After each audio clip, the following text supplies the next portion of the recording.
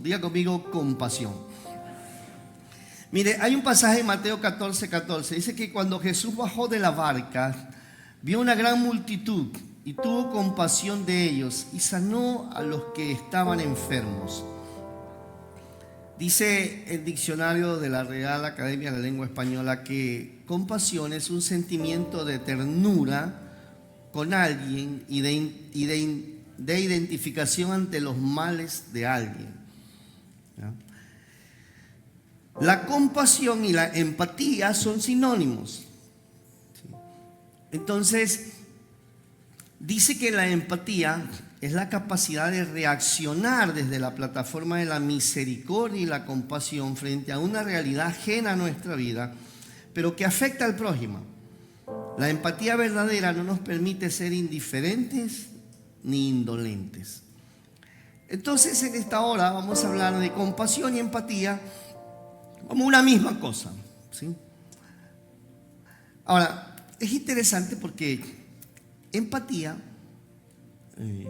tanto empatía como compasión, no son dos conceptos así como que rigurosos a nivel de liderazgo. Son aceptados varios conceptos. Dice Chris Voss que empatía es escuchar con atención.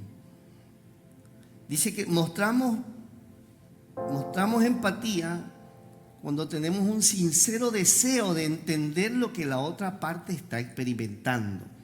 O sea, somos compasivos, somos empáticos cuando realmente queremos entender lo que está viviendo el otro.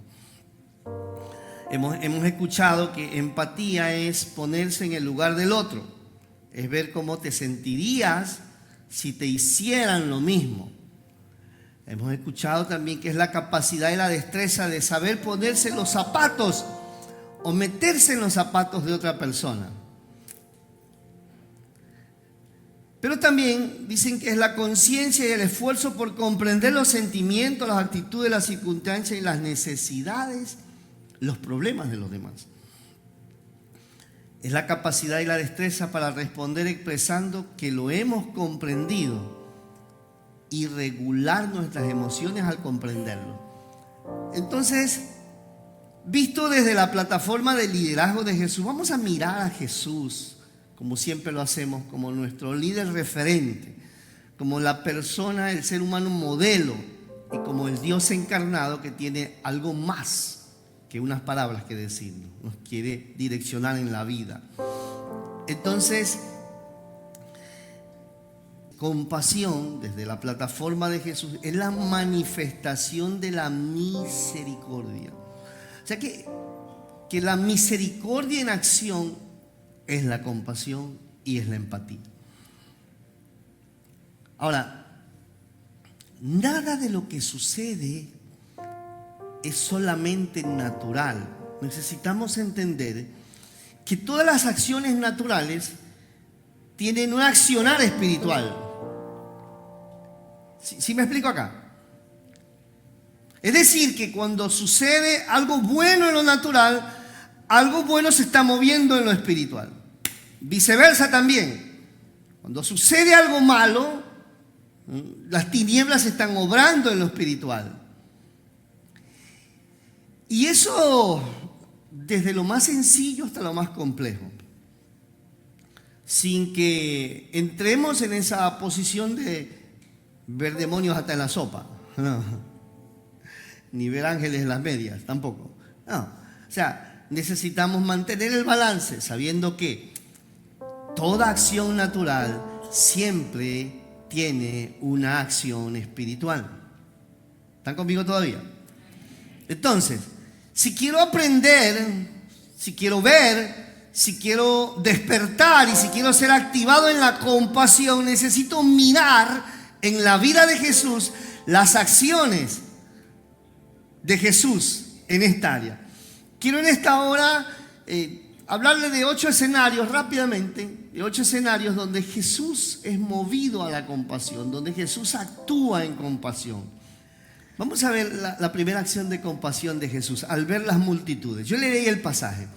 Marcos capítulo 6, del 34 al 37 dice: y salió Jesús y vio una gran multitud y tuvo compasión de ellos, porque eran como ovejas que no tenían pastor.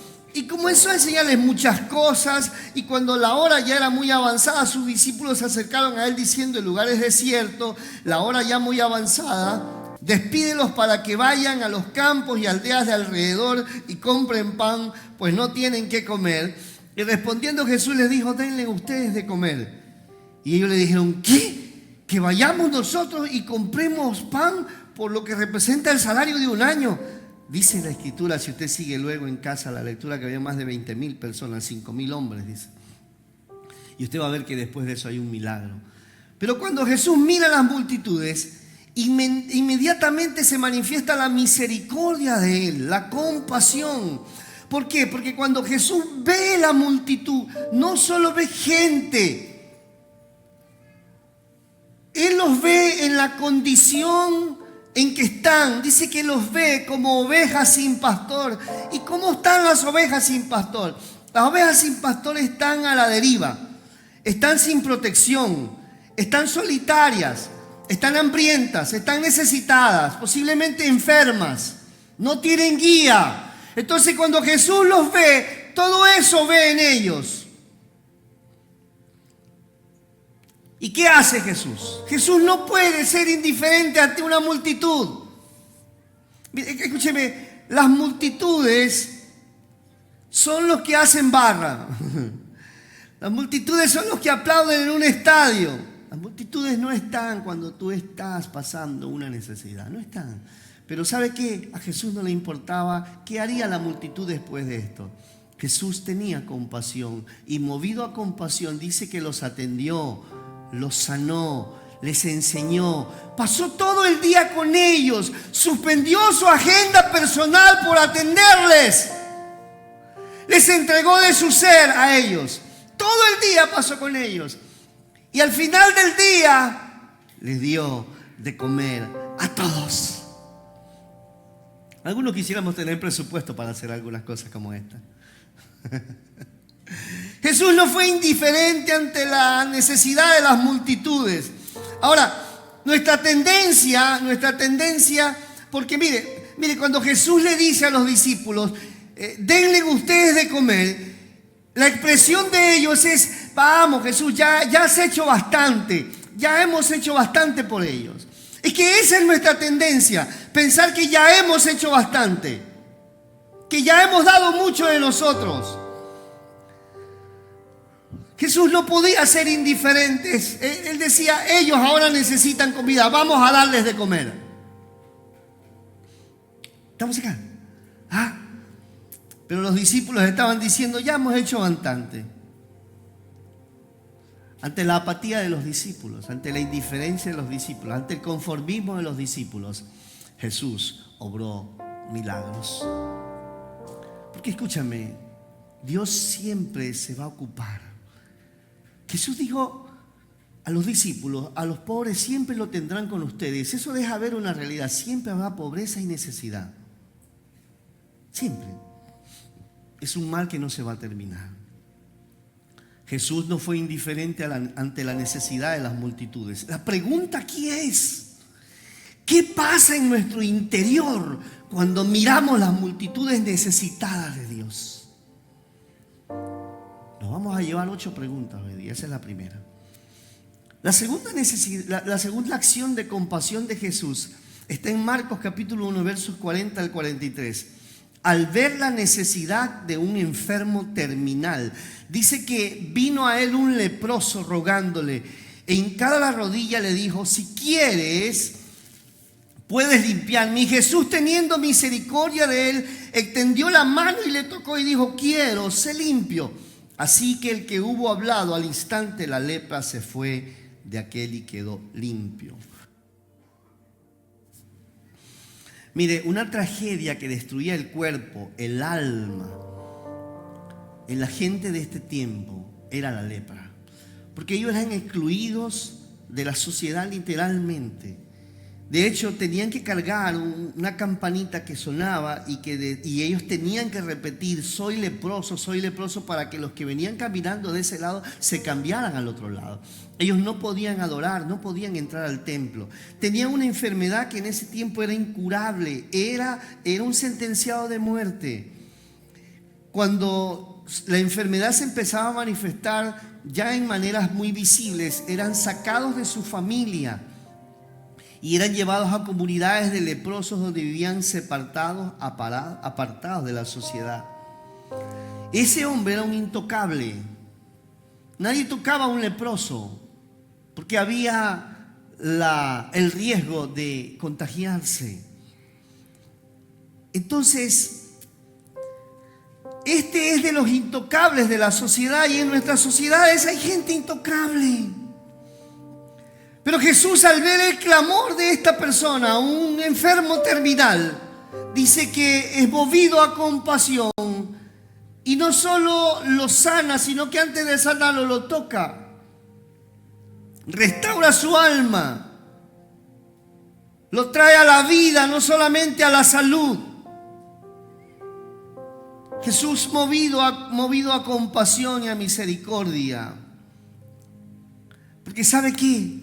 La misericordia, la compasión nos equipan para tocar a los intocables. Cuando hay compasión en nosotros, tocamos a los intocables. La pregunta es, ¿qué sucede en nuestro interior cuando vemos un enfermo terminal? Si hay una de las cosas que me parte a mí es ver a un niño con cáncer. Todavía tengo en mi memoria una pequeña que de nosotros murió con cáncer. Y las veces que fuimos allí a Solca, y las veces que hablamos con sus padres, y los meses que acompañamos a esa pareja, y cuando ya no pude resistir en su sepelio, todavía están. ¿Cómo reaccionamos? ¿Qué pasa en nuestro interior cuando miramos a una persona con una enfermedad terminal?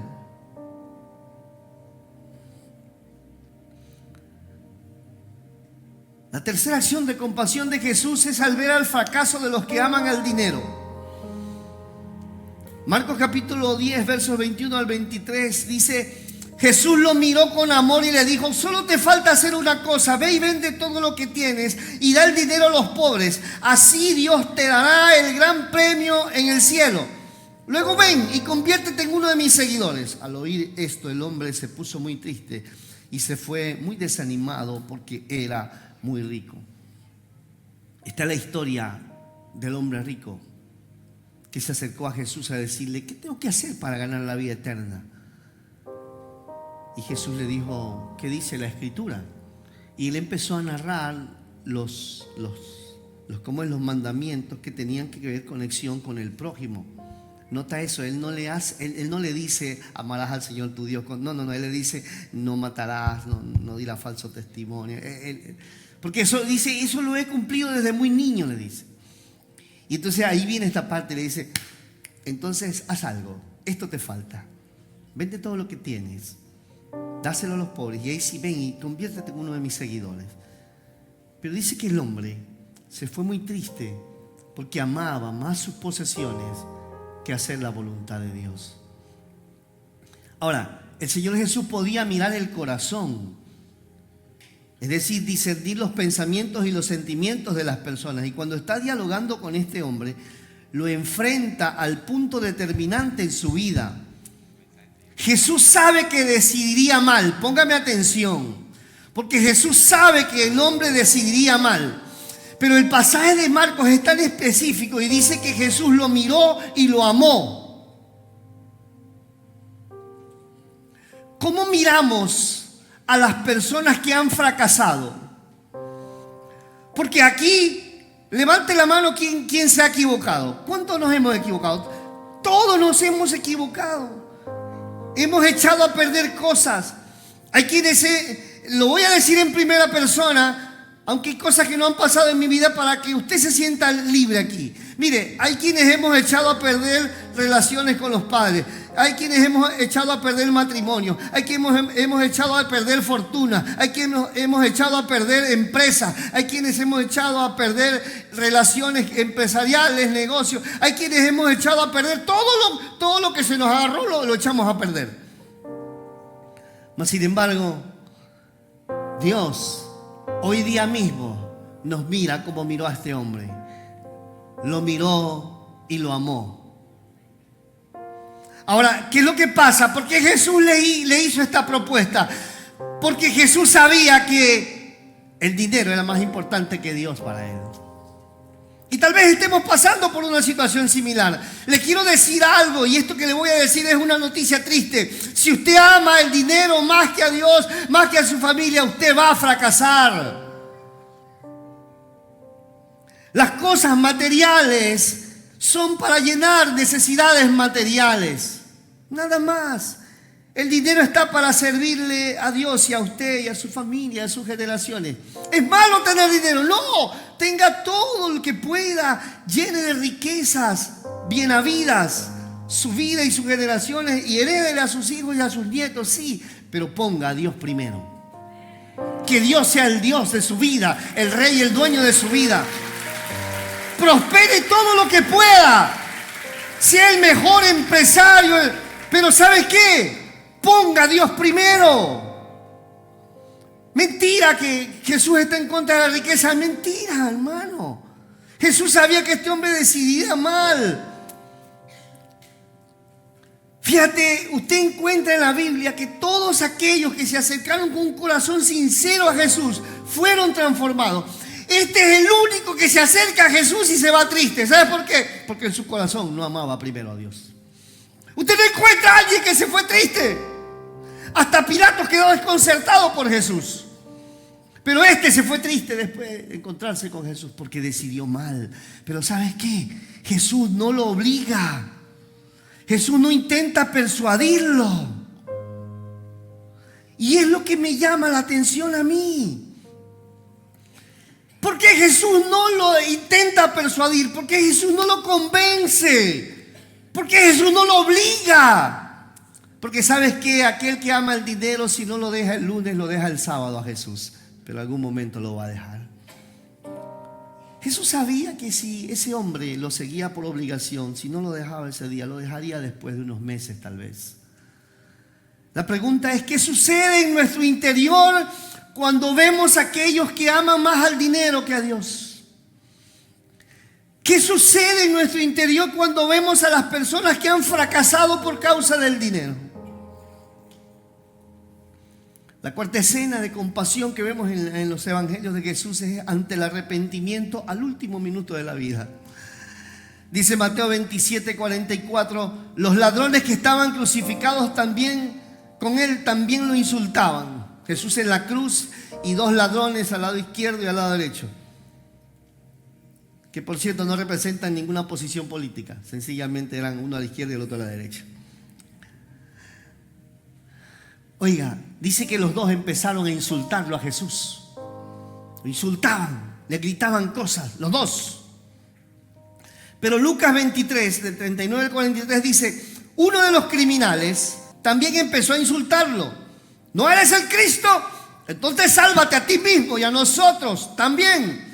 Pero el otro criminal lo cayó y le dijo, deberías tener temor de Dios. ¿Acaso no estás bajo la misma sentencia? Tú y yo merecemos morir por lo que hemos hecho, pero este hombre no ha hecho nada malo.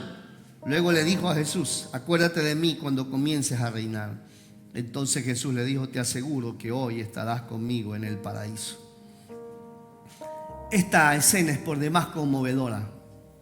Están tres condenados a muerte, pero el del centro es Jesucristo. Ambos empiezan a relacionarse mal con Jesús, ambos. Pero a uno de ellos le llega convicción de que ese que está al lado no es cualquiera. Escúcheme, ese no era evangélico para contextualizarlo. Ese no seguía a Jesús en las redes sociales, olvídese de eso. Ese no era un fan de Jesús. Ese era un bandido que estaba allí condenado a muerte porque se lo merecía. ¿Por qué pusieron a esos dos ladrones junto a Jesús. Ese era un diseño romano. Ese que está ahí merece estar donde está. Y claro, hermano, usted no puede esperar que hay gente que tiene maldad en su vida y toda su vida ha vivido en maldad. Solo fueron buenos cuando nacieron. Sí, es triste ver esa situación, hermano. Pero este hombre, en los últimos minutos de su vida, hay convicción en él y dice, este hombre es diferente. Tiene que ser verdad. Y recibe convicción de que Él es Dios, de que es Rey y que es Señor. Y entonces se arrepiente, lo reconoce y lo recibe. ¿Y qué hace Jesús? Tiene compasión de él. Mire, algunos de nosotros, manavitas, ahí a su último momento, lo hubiéramos dejado morir, hermano. Salado. ¿Quién te manda a vivir así? Sí, hermano. Pero Jesús, mira, a ese hombre que cambió su manera de pensar, aunque no pudo cambiar su manera de vivir, cambió su vida en el último instante. Jesús no lo rechaza, Jesús no lo ignora, lo recibe, lo perdona, le da vida eterna. Y al otro que no hace nada, lo deja, no lo obliga, porque Dios no obliga a nadie. Hay oraciones que Dios no nos va a responder cuando salimos y decimos, Señor, tápame la boca que no le quiero decir esto a mi comadre. Dios no te va a responder esa oración. Cierre usted la boca, muérdase la lengua y no diga las cosas que no le tiene que decir a su comadre. La pregunta es, ¿qué sucede en nuestro interior cuando vemos a aquellos que pasaron toda su vida ofendiendo a Dios? De repente, a último momento, allí en el hecho de muerte dicen que han cambiado, que ahora sí creen en Jesús. Necesitamos esa compasión de Jesús. Por eso quiero decirle algo, y yo recibo del Espíritu esto ahora. Mire, si alguien está enfermo, en enfermedad terminal y lo llama a usted, vaya, por favor, vaya y haga que esa persona tenga un encuentro con Jesús allí y envíelo a la eternidad con Cristo.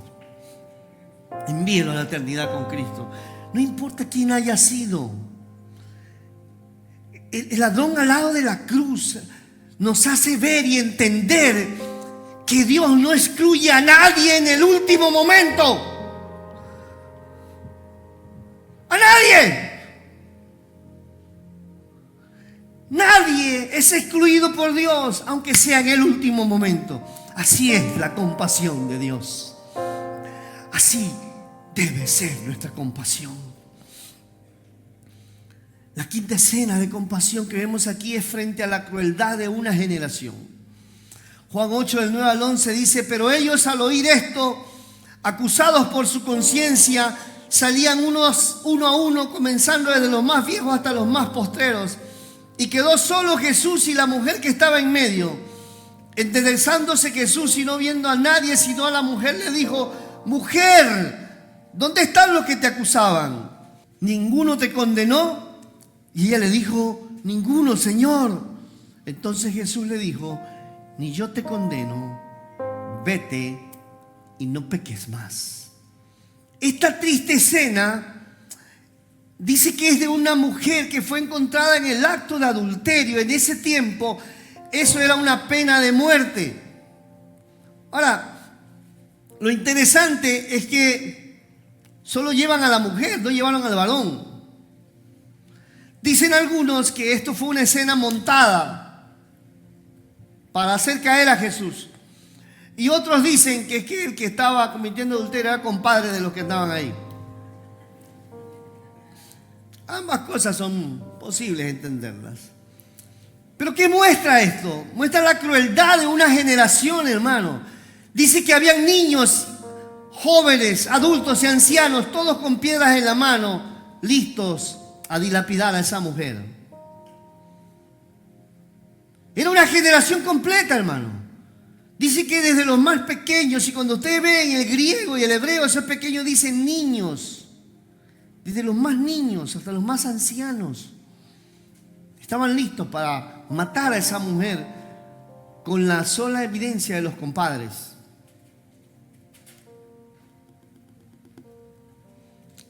La compasión es evidenciada al enfrentar a esta mujer a su propia realidad, a los acusadores a su propia realidad.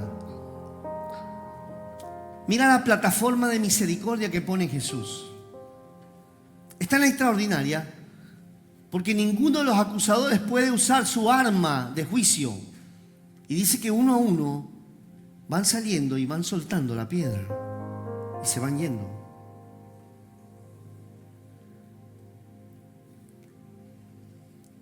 Ahora, fíjate, ya que los acusadores no pueden usar sus armas de ajusticiamiento, ahora la acusada encuentra el valor y la fuente de su nueva fortaleza para ya no insistir en pecar. Los primeros en ser avergonzados se retiran. La segunda, aunque siente vergüenza por su vida, ella se atreve a creer en la misericordia. Ella se atreve a recibir la gracia y el amor y la libertad de Dios vienen a su vida. Ella necesita escuchar: vete y no peques más.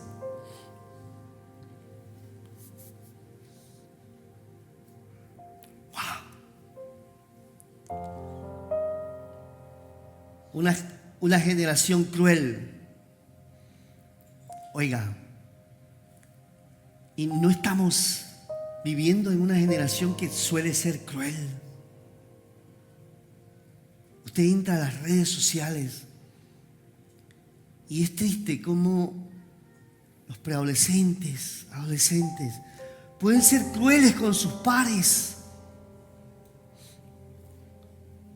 Si bien es cierto, el bullying siempre ha existido, hermano, solo que no le llamamos bullying en la escuela cuando nosotros estudiábamos. Vamos a confesarnos aquí todos nosotros, aquí, los que son contemporáneos, ¿no es cierto? Siempre pasó eso. Lo que pasa es que por el sistema de crecimiento y por el sistema de desarrollo del carácter, nosotros fuimos formados y criados para soportar algunas cosas. Entonces no éramos tan débiles de carácter, ¿sí? Y algunos eran rápidos con las manos para pegar o rápidos con los pies para correr. Y algunos eran rápidos y furiosos para las dos cosas.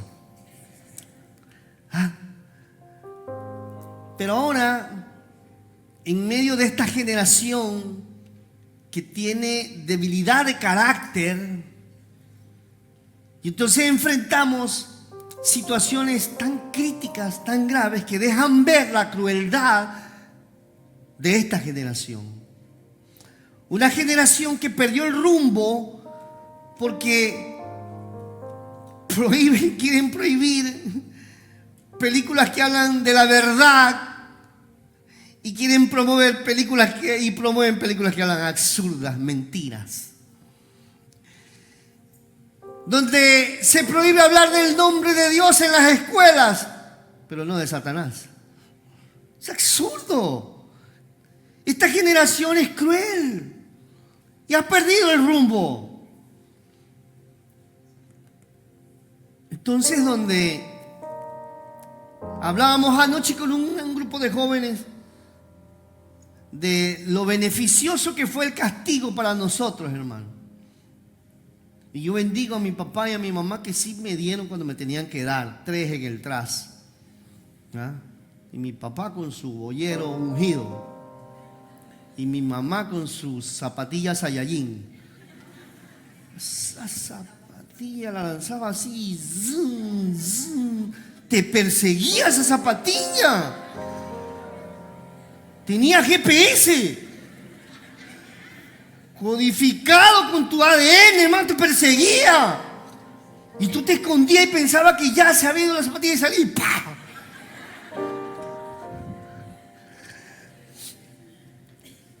Y mi papá, que lo amo, y esto que voy a decir no es para hablar mal de él, sino que mi papá que pegaba y después preguntaba. Y a veces llevaba palo porque llegabas primero y no era a ti que te tocaba, pero ya bueno, ahí te va a hacer bien. Te va a hacer bien a ti también. Pero ahora, perdón hermano, con todo respeto a la psicología moderna, totalmente en contra. Hermano, a un niño de 2 años hay que darle 3 en el traste, hermano, con la varita, ¿no? Sí, esa chiquita, pero dele con la varita. Y va creciendo, que crezca la varita. Sí, hermano. Ahí está, él decía, ahí está mi hijo, tiene 22 y es recto, pero no era recto, busca enderezarlo en el proceso. Y hay veces que ya el castigo físico no da, pero mira papá, una buena disciplina es quítales el teléfono unos 3 meses. Quítaselo. Ay, hermano, van a llorar y arrastrarse por el piso. Y no se los entregue. Fue una de las disciplinas que más me funcionó con mi hijo. Cuando tenía 13 y se le había metido esa rebeldía que se mete a los 13, hermano. Pero era una cosa que ni con liberación se le iba, hermano. Y tenía una tablet que era su ídolo. Y yo le digo, tráeme la tablet y me la dejas encima. Así, encima de mi velador, ahí pones el cargador. No solo era una prueba de una disciplina, sino una prueba de integridad. No la tocas. 6 meses, fueron los 6 meses más gloriosos que tuve. Sí, hermano, porque cambió su actitud, cambió sus acciones. No tenga temor de disciplinar a sus hijos. Proverbios dice, castiga al muchacho con vara y librará su alma del infierno. Pero eso, si alguna vez un padre me llegó y dice, le castigué a mi hija. ¿Qué edad tiene tu hija? 18. No, estás loco, mi hijo. Ya esa edad ya no es castigo físico. No, hermano. Los 10, 11, 12, 13 máximo, hermano. Porque algunos son bien rebeldes, hermano. Necesitan hasta los 13. Sí. Así que los de 13 que están aquí no me miren así. Vaya donde su papi, dígale, papá, mire, ve. Aquí hay, dele nomás. Dele nomás, papi. ¿Sí? Mira, hermano, no, y nos equivocamos a pesar de todas las reprensiones, todos los castigos, toda la disciplina, porque la disciplina tiene 5 estaciones. Número 1, exhortación. Exhortación. O sea, hay que exhortar. Eso se hace con palabras. ¿Sí? ¿Cuál es la segunda que le decía anoche? Disciplina. La disciplina también ya lleva una acción, no física.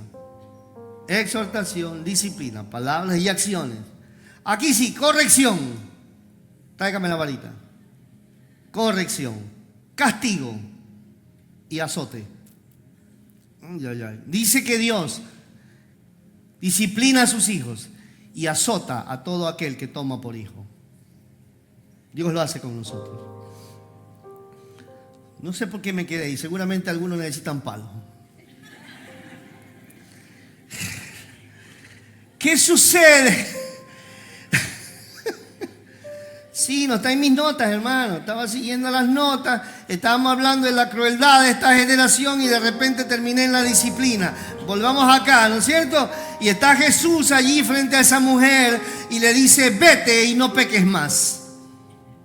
Jesús no fue blando con ella. Jesús la enfrentó a su realidad. Jesús no fue blando con la generación que le dijo, el que esté sin pecado lance la primera piedra. A ambos los enfrentó a su realidad y ambos tuvieron que decidir. El grupo justiciero se fue y no corrigió, pero esa mujer enfrentada a la compasión de Dios se fue y no pecó más. La pregunta es, ¿qué sucede en nuestro interior cuando vemos la crueldad manifiesta de esta generación en todas las manifestaciones posibles? ¿Qué sucede en nuestro interior? ¿Somos indiferentes? ¿Somos indolentes? Número 6. Frente a la ceguera y sordera espiritual de una ciudad, Lucas 19, 41 al 44. Al acercarse y ver la ciudad, lloró por ella. Jesús está frente a Jerusalén. Es unos días antes de ser crucificado. Lloró por ella y dijo: si al menos en este día tú conocieras los caminos de la paz. Pero son cosas que tus ojos no pueden ver todavía. Vendrán días sobre ti en que tus enemigos te cercarán de trincheras, te atacarán, te oprimirán por todos los lados. Te estrellarán contra el suelo a ti y a tus hijos dentro de ti, y no te dejarán en ti piedra sobre piedra, porque no has reconocido el tiempo de la visita de tu Dios. Jesús muestra su amor por su creación y por la ciudad de paz donde estaba construido el templo en honor a su nombre. En ese momento, al llorar, porque Jesús está viendo lo que le va a pasar en el año 70, la primera vez. Sí, 37 años después, esto sucedería. Jerusalén sería destruida, el templo sería quemado. Y la ve, él está viendo el futuro y llora por su ciudad. Llora porque ama su creación y llora porque ama su ciudad. Escúcheme, Dios ama y en los planes de Dios están las ciudades. Por eso Manta está en los planes de Dios. Escúchame, iglesia, todo empezó en el jardín del Edén. Pero ¿dónde va a terminar? En la ciudad de la Nueva Jerusalén. ¡Ja! Dios diseñó una ciudad para el final. En la mente y el corazón de Dios están las ciudades. Las preguntas que ahora necesitamos responder son: amo a mi ciudad, amo esta ciudad donde vivo. Aunque no hayas nacido aquí, habla bien de tu ciudad. Jesús no nació en Jerusalén, pero amaba a Jerusalén. Jesús no lloró por Belén, donde nació. Jesús no habló a Nazaret, donde creció. Jesús lloró por Jerusalén. Amo mi ciudad, me tengo que preguntar eso. Yo dudo que algunos amen la ciudad cuando lanzan basura por... Qué enojo que me da. Y vamos con mi esposa y se me sale el manavita, hermano, porque voy en el auto y de repente del auto de adelante, flan, lanzan basura. ¿Cómo quisiera que los detuviera el policía de tránsito? De verdad. ¿Cómo me enojan algunas acciones que a veces hacemos en contra de la ciudad? La pregunta aquí es: ¿amo mi ciudad? ¿Me duele lo que sucede en la ciudad? ¿O somos de los que a mí no me importa, no es mi problema? ¿Cuándo fue la última vez que oramos por nuestra ciudad? ¿Cuándo fue la última vez que oramos por nuestra nación? Que la respuesta sea hoy. Por eso le digo, esa canción que acabamos de cantar está en nuestro canal. Postéala todos los días postéala en tus redes sociales, compártela a sus amigos. Que la ciudad cante: gobierna mi ciudad. Postéala, pásasela a tus amigos. Haz que muchos la escuchen, haz que la ciudad la cante. La pregunta es: ¿qué sucede en nuestro interior cuando vemos nuestra ciudad? ¿Qué sucede en nuestro corazón ahora que estamos en tiempo de elecciones? Hermano, estamos a 2 domingos de elecciones. Y aunque el gobierno que va a ser elegido solo estará unos meses, pero es crucial, es importante. Ore. Oremos que decidamos bien. Estamos en un punto yo siento que estamos en un punto de no retorno como nación. No podemos volvernos a equivocar. Por favor, necesitamos pensar bien. Deje de mirar tanta cosa y pregúntele a Dios. No le pregunte a la comadre. ¿Qué sucede en nuestro interior cuando vemos las noticias de nuestra ciudad y nuestras naciones? Número 7, ante la destrucción que provoca el pecado. Juan 11, 33 al 36. Al ver llorar a María y a los judíos que la habían acompañado, Jesús se turbó y se conmovió profundamente. ¿Dónde lo han puesto?, preguntó. Ven a verlo, Señor, le respondieron. Jesús lloró. Miren cuánto lo amaban, dijeron los judíos. Y el verso 41 al 43 dice: entonces quitaron la piedra. Jesús, alzando la vista, dijo: Padre, te doy gracias porque me has escuchado. Yo sabía que tú siempre me escuchas, pero lo dije por la gente que está aquí presente, para que crean que tú me enviaste. Dicho esto, gritó con toda su fuerza: ¡Lázaro, sal fuera! Siempre me pregunté por qué Jesús llora ante la tumba de Lázaro si sabía que lo iba a resucitar. Si él sabía que cuando llegaría ya tendría 4 días de muerto. Jesús llora ante Lázaro porque ese no fue el plan original. El plan original de Dios fue que tú y yo no muriéramos nunca. Por eso Cristo viene, por eso Dios se hace hombre y se encarna. Para que tú y yo no muramos eternamente, sino que haciéndolo Señor y Salvador tengamos vida eterna. Por eso Jesús llora frente a la tumba de Lázaro. Él no está haciendo una parodia, no. Él no está esperando que le tomen una foto, no. Jesús está conmovido su alma y conmovido su espíritu al ver que el ser humano, al apartarse de él desde el huerto del Edén, tiene que morir. Y por nuestra hermosa existencia que tengamos, todos llegaremos a ser sepultados. Es el camino después del huerto del Edén. Pero ese no fue el plan de Dios. Ese no fue el plan de Dios. El hombre, por causa del pecado, tiene que morir. La pregunta es: ¿qué sucede en nuestro interior cuando vemos a quienes viven perdidos en pecados y apartados de Dios? ¿Qué sucede en nuestro interior cuando vemos que esa persona, el rumbo que tiene, lo va a llevar a la destrucción? ¿Qué pasa en nuestro interior cuando vemos a nuestros amigos que están perdidos sin Cristo? La octava cosa frente al dolor y tragedia de una viuda. Lucas 7, 12 al 15 dice: y cuando se acercaban a la puerta de la ciudad de aquí, sacaban fuera un muerto, hijo único de su madre, y ella era viuda, y un grupo numeroso de la ciudad estaba con ella. Al verlo, el Señor tuvo compasión de ella y le dijo: no llores. Y acercándose, tocó el féretro, y los que lo llevaban se detuvieron. Y Jesús dijo: joven, a ti te digo, levántate.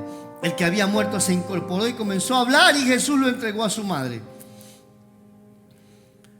Escuché esta frase en el sepelio de la hija de un amigo.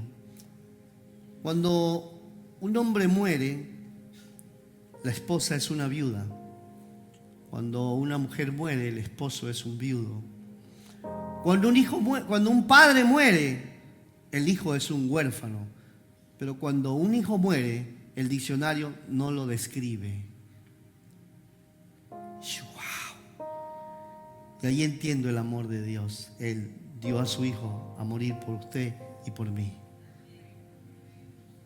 Entonces, Jesús tiene compasión por esta mujer. Oiga, esta es una escena dolorosa. Es por demás dolorosa. Pues esa mujer, el capítulo siguiente, después del sepelio, ¿sabe qué? Es que ella iba a ser mendiga. La sociedad no le permitía trabajar a una viuda. Ella iba a estar sola, triste, desamparada. Jesús la ve y tiene compasión de ella. Toca el cadáver, lo arrebata de la muerte y se lo devuelve a su madre. Necesitamos ser impartidos de la compasión que había en Jesús. Esa compasión que había en Cristo necesita ser despertada en nosotros. Compasión no es un sentimiento, aunque implica nuestros sentimientos. Compasión no es una acción, aunque siempre nos va a mover una acción. Compasión no es un pensamiento, aunque siempre tiene que mover nuestra mente y nuestros pensamientos. No es solamente una decisión, aunque nos va a mover a hacer decisiones. Y se va a ver manifestada en las acciones al prójimo. Compasión es la esencia de Dios en nosotros. Compasión es la esencia de Cristo en nosotros. Necesitamos que esa esencia sea despertada y activada hoy, y que cada persona a nuestro alrededor sea beneficiada de la compasión de Dios. Necesitamos ser despertados y activados en compasión. Como hijos de Dios necesitamos manifestar esta compasión en cada circunstancia y frente a cada ser humano que Dios nos permite tocarlos, servirles, hablarles. El ejemplo está en la vida de Jesús y usted puede leer todos los evangelios. Hay muchos más ejemplos. La verdadera compasión impacta. La verdadera compasión prevalece. La verdadera compasión trasciende. La verdadera compasión transforma vidas. Y eso es lo que necesitan las familias de esta ciudad. Misericordia y compasión son un distintivo del carácter de Cristo y tienen que ser un distintivo en nuestra vida. No podemos ser indiferentes, no podemos ser indolentes. Por eso Pablo escribe lo siguiente en 1 Timoteo 4, 7 y 8. Desecha las fábulas profanas y de viejas. No tiene nada que ver con la edad. Ejercítate para la piedad, porque el ejercicio corporal para poco es provechoso, pero la piedad para todo aprovecha, pues tiene promesa en esta vida presente y en la venidera. La compasión tiene impacto en esta vida y en la vida eterna. Vidas compasivas son vidas trascendentes. Vidas compasivas son vidas permanentes. Mira, de muchas cosas se van a olvidar, pero de un acto de verdadera compasión nadie va a olvidarse. Y termino con esto. 3 hombres y un necesitado. Dice la escritura que un hombre iba a Jerusalén por Jericó y que en el camino fue asaltado por maleantes y lo dejaron medio muerto. Dice que pasó un levita, un servidor del templo, lo vio y se hizo el loco y pasó de largo. Luego pasó un sacerdote que lo vio y siguió de largo. Pero luego dice que pasó un samaritano. Le hago un paréntesis. Dice que los samaritanos y los judíos eran enemigos. Eso es una historia que está desde el Antiguo Testamento, ¿ya? Eran 2 pueblos enemigos, como ecuatorianos y peruanos antes de la guerra del Cenepa, ¿no es cierto? Así, ¿no es cierto? Así, sí. Nos poníamos en esas cosas feas, ¿no? Que gracias a Dios ya no están, ¿sí? Aquí tenemos unas y hemos podido servir. Y así hay, como judíos y palestinos, así. Y entonces dice que los judíos y los samaritanos no se llevaban, eran enemigos. Y dice que pasó por allí un samaritano y al verlo fue movido a compasión. La compasión no tiene nada que ver con la religión. La compasión no tiene nada que ver con la nacionalidad. La compasión no tiene nada que ver con los gustos políticos. La compasión no tiene nada que ver con la iglesia a la que perteneces. La compasión es la esencia de Dios manifestada en nosotros. Y dice que fue movido a compasión. Dice que se acercó, sanó sus heridas, lo ungió, lo puso en su cabalgadura. Dicho en este tiempo, lo metió a su auto, lo llevó a la clínica más cercana, pagó su recuperación. Y por si acaso gaste más, dejó firmado un voucher ahí. Le dijo, mira, si algo más, ahí usa ese voucher para que pagues. No le pidió el número de teléfono. No le dejó su tarjeta. Sencillamente se ocupó de él con amor, con misericordia, con compasión. Pónganme atención a esto, que termino con esto. Ese hombre, dice la escritura que era un samaritano y que estaba allí, era un comerciante judío que había sido lastimado. Ahora, ¿por qué la Biblia no me dice los nombres de estas 2 personas? Porque si hay una verdad en la escritura que es determinante, es que cuando no están los nombres de las personas, allí puede estar el tuyo y el mío. Es decir que, espero que no, pero podemos ser el que estuvo en el piso lastimado por los ladrones. Y si no somos ese, tenemos que ser aquel que lo vio y fue movido a misericordia. Tenga la bondad de ponerse en pie. Escúcheme. Mientras se pone en pie en silencio, escúcheme. Esta generación está así, tirada en el piso, golpeada por las redes sociales, golpeada por la incertidumbre, maltratada por los sistemas financieros. Aquí en Ecuador tenemos hay una atmósfera de incertidumbre por las elecciones que se vienen. Se ha popularizado el temor por la inseguridad. Eso hay que reconocerlo. Nuestra generación está así, tirada en el piso. ¿Y cuál vamos a ser? El que levita las cosas. El religioso, el sacerdote que dice, bueno, no tengo tiempo ahora, alguien le va a ayudar, seguramente voy a orar por él para que alguien le ayude.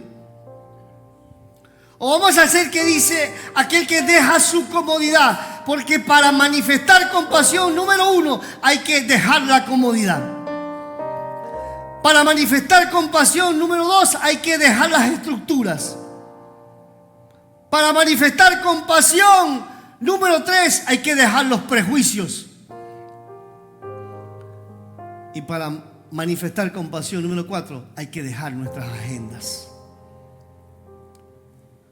Cierra tus ojos, por favor. Abre tus manos y pidámosle ayuda a Dios. Necesitamos ayuda de Dios.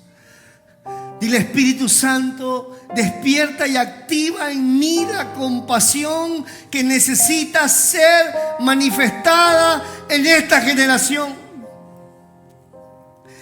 Que yo no vuelva a ser indiferente e indolente ante la necesidad que está cerca de mí. No tienes que irte a África. Aquí en nuestra ciudad hay niños que necesitan ayuda.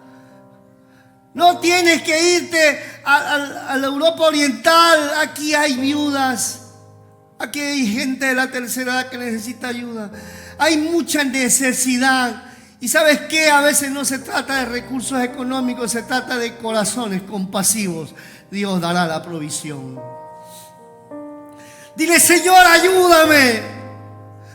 No quiero ser indiferente, no quiero ser indolente. Señor, cambia mi corazón, cambia en mi alma aquellas cosas que tienen que ser cambiadas, porque esta generación necesita de una iglesia que manifieste la compasión que había en Jesucristo. Porque solo la compasión nos va a mover a la acción. Necesito que despiertes y actives la compasión en mí, Señor.